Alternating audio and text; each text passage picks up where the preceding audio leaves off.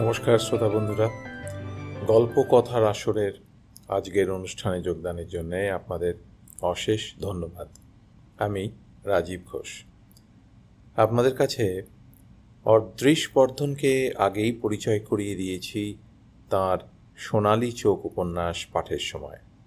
আজকে আর তাই নতুন করে তাঁকে পরিচয় করাবো না, শুধু বলি অদৃশ বর্ধন তাঁর গল্পবিজ্ঞান নির্ভর কাহিনী যেমন রচনা করেছেন, তেমনি তিনি লিখে গেছেন বহু গোয়েন্দা গল্প।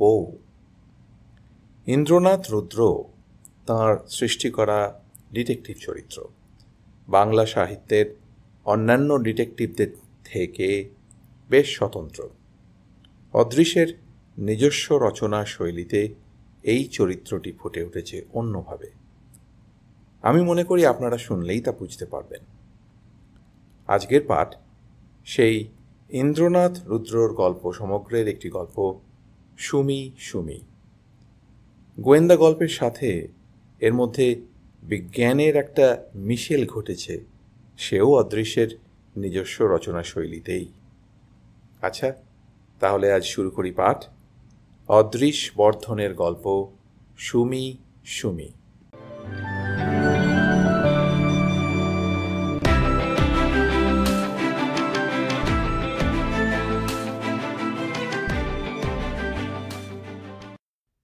বিচিত্র রহস্যের আধার এই বিশ্বে, বিচিত্রতর রহস্য কাহিনীর লেখক হে মোর বন্ধু মৃগ।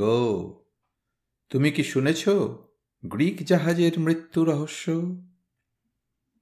অহিন চৌধুরী শিশির ভাদুরী স্টাইলে কথাগুলো ঝেড়ে দিয়ে একটি নস্যে নিল ইন্দ্রনাথ রুদ্র। আমি বুঝলাম জবর কোনো কেসের এই হলো গিয়ে মুখবন্ধ। নিমীলিত নয়নে চেয়ে রইলাম। আমি যে জানি এই সময় বাগড়া দিলে কথার খই আর ফুটবে না। ইন্দ্রনাথ এমনিতে স্বল্পবাক, ভাবুক, কিন্তু যখন বারফটটাই শুরু করে তখন বুঝে নিতে হয় জবর খবর টকবক করছে আমার এই দুরন্ত দুঃসাহসী বন্ধুটির পেটের মধ্যে। তাই মুখে চাবি দিয়ে রইলাম।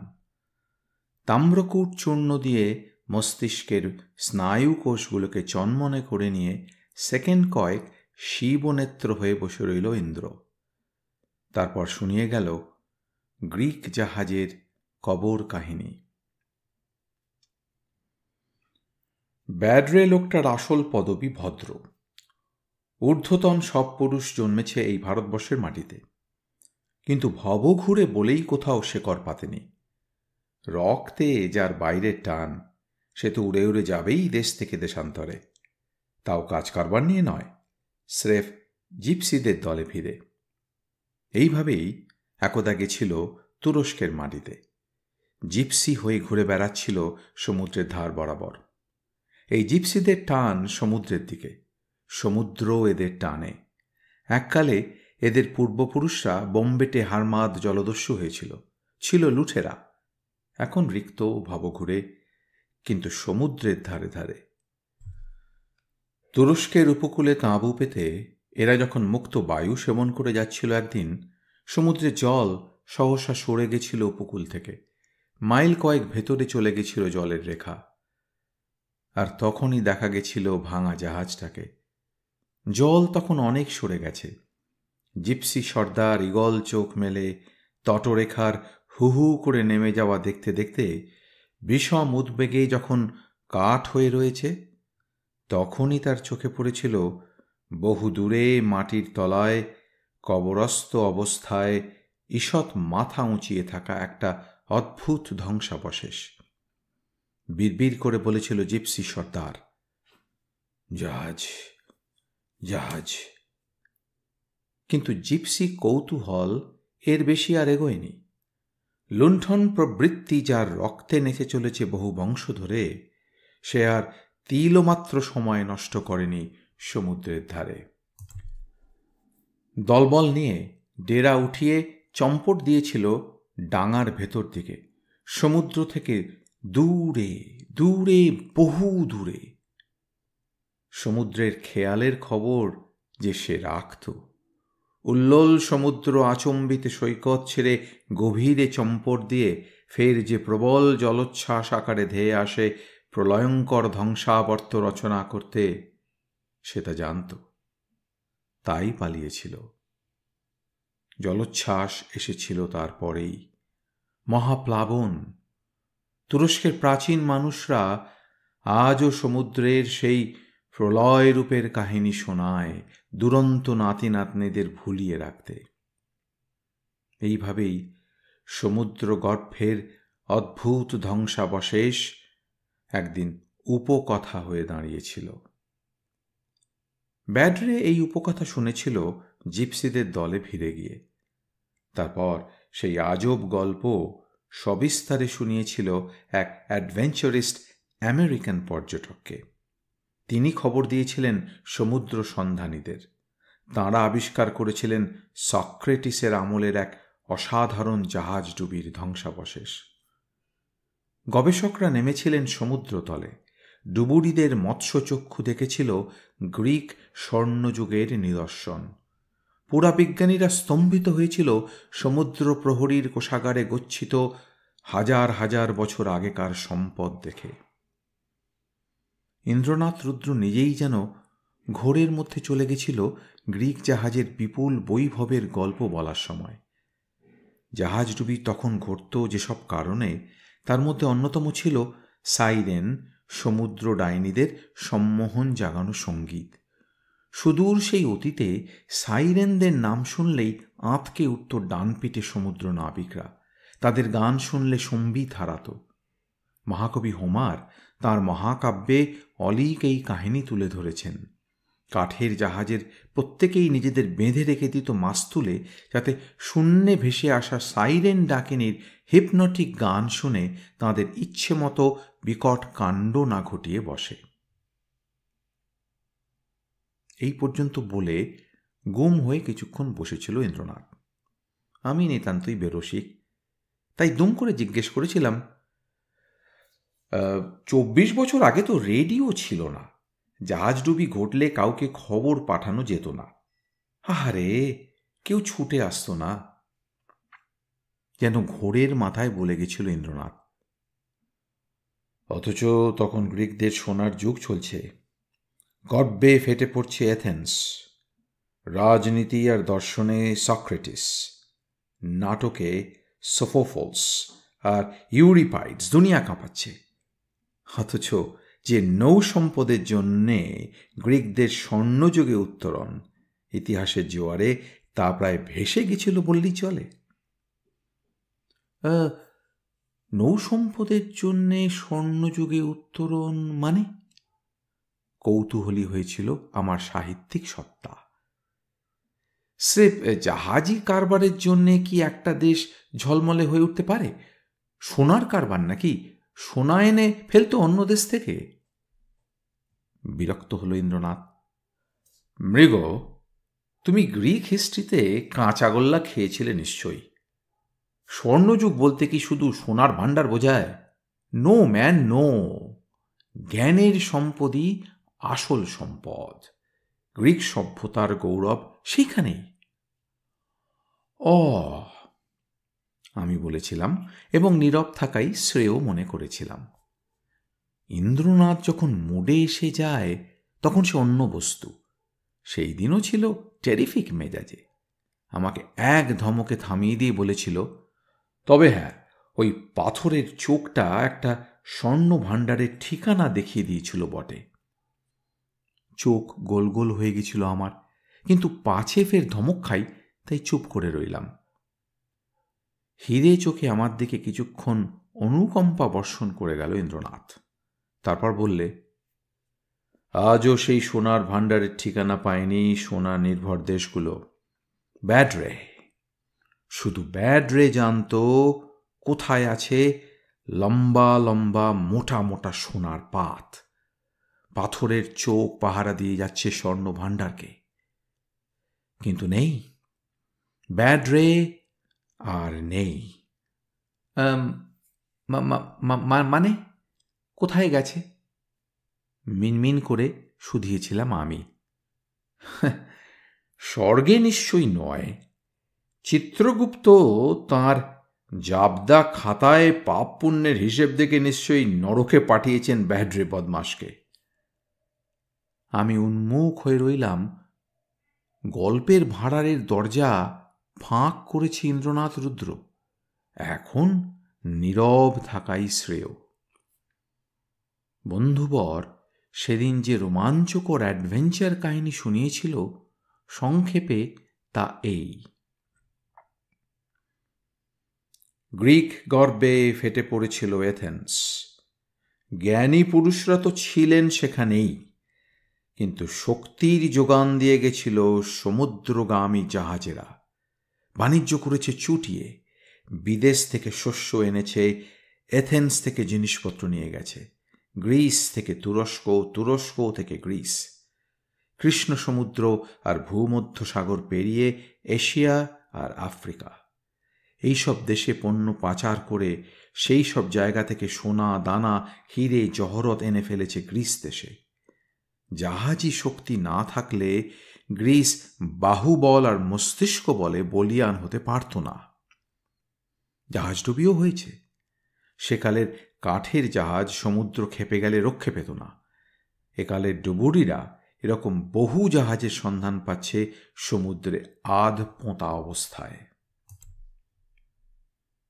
এমন একটা জাহাজের ভাঙাচোরা অংশ নিয়ে যখন বৈজ্ঞানিক গবেষণায় আত্মহারা ইনস্টিটিউট অফ নটিক্যাল আর্কিওলজির বৈজ্ঞানিকেরা, ব্যাড্রে তখন সেই জাহাজের গলুয়ের দুটো পাথরের চোখের একটা মাত্র পেয়ে অন্যটার সন্ধানে ডুব দিয়েছে লুকিয়ে চুরিয়ে।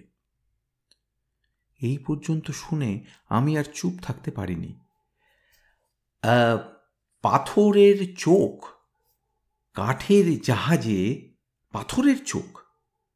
জাহাজ কি চক্ষুষ্মান? ইন্দ্রনাথ রাগ করেনি, বলেছিল, মৃগ, একালেও অনেক জাহাজের গলুইয়ে দেখবে দুপাশে দুটো চোখ আঁকা রয়েছে। এই প্রথাটা ছিল সেকালে। কাঠের জাহাজের গলুয়ের দুপাশে কারুকাজ করা পাথরের চোখ বসিয়ে নেওয়া হতো। অন্ধবিশ্বাস ছিল এই চোখ গহন সমুদ্রে অতীন্দ্রিয় দৃষ্টি মেলে জাহাজকে নির্বিঘ্নে নিয়ে যাবে অজানা বিপদের মধ্যে দিয়ে। সে যুগের দুঃসাহসীদের এছাড়া আর কি সম্বল থাকবে বলো? আমি বলেছিলাম, কিন্তু সব যে গুলিয়ে যাচ্ছে ইন্দ্র। এই ব্যাড্রে একজন জিপসি প্রথমে বললে, তারপর বললে ব্যাড্রে একজন ডুবুরি। একটু খোলসা করবে? করছি বন্ধু, করছি। ব্যাড্রে দুঃসাহসী, কারণ তার পূর্বপুরুষরা জিপসি। সে লোভী, তঞ্চক এবং পাপ পুণ্যের ধার ধারে না। সে অ্যাডভেঞ্চারিস্ট, তাই ডাঙা ছেড়ে জলে নেমেছিল, ডুবুরির পেশা নিয়েছিল। কেন? জিপসি পূর্বপুরুষদের কাছে সে শুনেছিল সমুদ্রের ঠিক কোথায় ডুবে আছে কাঠের জাহাজ। এই পেশায় 20 মিনিট পর্যন্ত জলের তলায় থাকতে হয়, তার বেশি থাকলে ডুবুরি রোগ হয়। ব্যাড্রের সেই রোগ হয়েছিল, মরতে বসেছিল।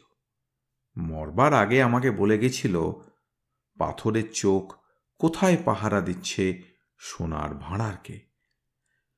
কোথায়? আমার প্রশ্ন। সেটা বলা যাবে না, অনর্থ বাঁধাতে চায় না। আমেরিকান গবেষকদের দৌলতে সে জলে নেমে যখন দেখেছিল মাটির মধ্যে থেকে একটা পাথরের চোখ উঁচিয়ে রয়েছে আর একটা নেই, তখন ও সন্দেহ হয়েছিল। কিসের সন্দেহ? তখনকার কাঠের নৌকোর নোঙরকে ভারী করার জন্যে মোটা কাঠের মাঝে পাত ঢুকিয়ে দেওয়া হতো। কিন্তু ব্যাড্রে জলের তলায় যে নোঙরটা দেখেছিল তার কাঠের ফাঁকে রয়েছে সোনার পাত। সোনার পাত দিয়ে নোঙর? হ্যাঁ বন্ধু, ব্যাড্রের খটকা লেগেছিল আরও একটা কারণে। রাশি রাশি অ্যাম্ফোরা। অ্যাম্ফোরা সেটা কি? মাটির জার, বিশাল কলসি, সাদাসিধে, কোনো কারুকাজ থাকতো না আমাদের দেশের মতো। তার মধ্যে চালান যেত গ্রিস দেশের সুপেয় পানীয়, যার আস্বাদে মাতোয়ারা হয়ে থাকত তুরস্কের বিলাসী মানুষ। অ্যাম্ফোরা ভরে পাঠিয়ে দিত সোনা, হিরে, জহরত। আমি তো হাঁ। ইন্দ্রনাথ বলে গেল, ব্যাডরে অতিশয় ধরিবাজ। আগেই বলেছি, সে ডুবুরি পেশায় নেমেছিল এই ধান্দা নিয়েই।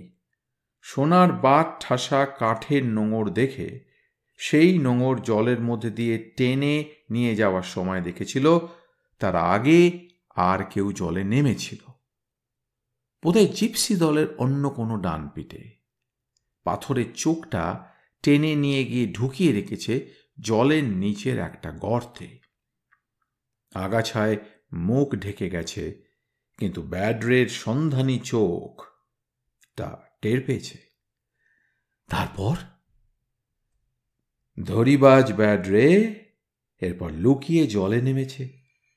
পাথরের চোখ দিয়ে ঢাকা সুড়ঙ্গে ঢুকে দেখেছে সারি সারি অ্যাম্ফোরা সাজানো সেখানে, সাদা সিধে কলসি, কিন্তু প্রতিটার ভেতরে হিরে, মানিক। এই তারপর তারপর তারপরেই এলো সুনামি, জলোচ্ছ্বাস। হ্যাঁ, বৈজ্ঞানিকদের ল্যাবরেটরি ছিল পাহাড়ের গায়ে, থাকে থাকে তৈরি বাঁশ আর কাঠ দিয়ে। কম্পিউটার ল্যাবরেটরি, মেস, খাবার জায়গা, বাথরুম সমস্ত ধুয়ে ভেসে গেল চোখের নিমেষে।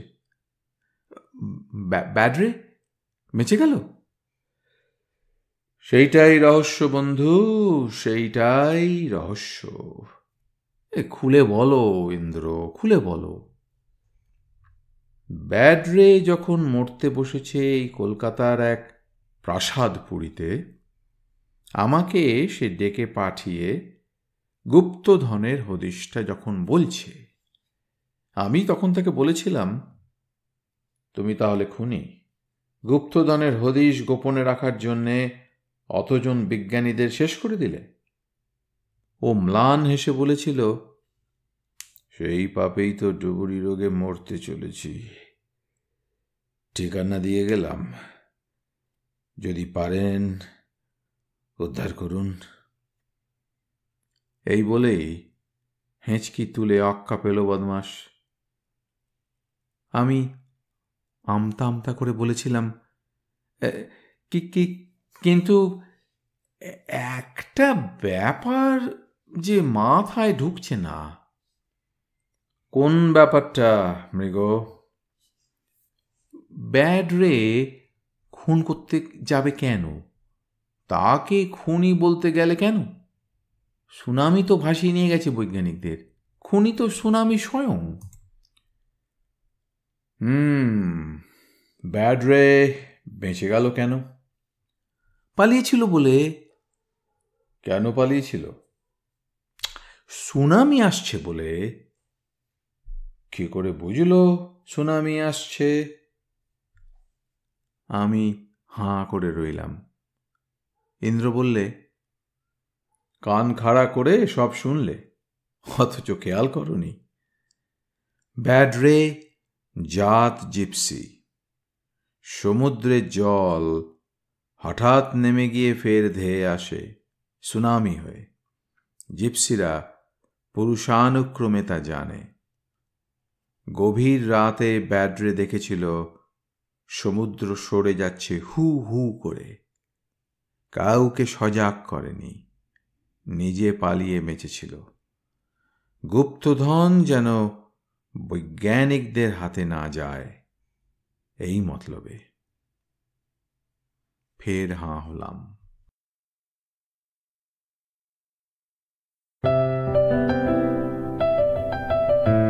আপনাদের মতামত আমাদের জানাতে ভুলবেন না কিন্তু শ্রোতা বন্ধুরা। আমাদের ওয়েবসাইট গল্পকথার আসর.org GOLPOKOTHARASOR.org।